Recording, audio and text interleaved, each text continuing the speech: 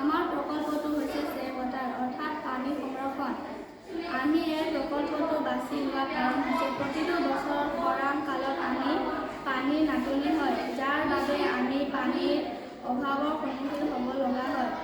যেনে ৰন্ধা-বঢ়া, খোৱা-বোৱা, ধোৱা আদিৰ ক্ষেত্ৰত অসুবিধা হয়। লগতে আমাৰ বিদ্যালয়টোৰ পানীৰ বাবে অসুবিধা হয়, যাৰ ফলত আমাৰ নিৰামিষ বনোৱাব নোৱাৰোঁ। শৌচালয়ৰ পানীৰ অসুবিধা হয়।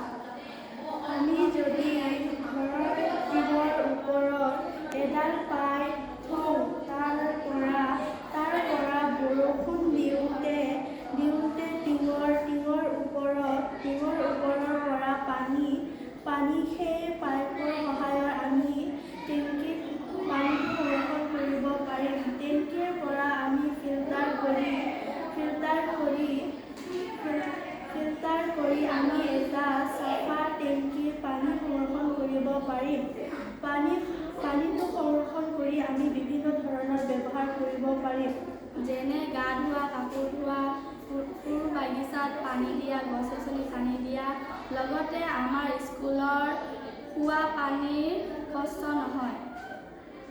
সেইবাবে আমি এই প্ৰকল্পটো বাছি লৈছোঁ।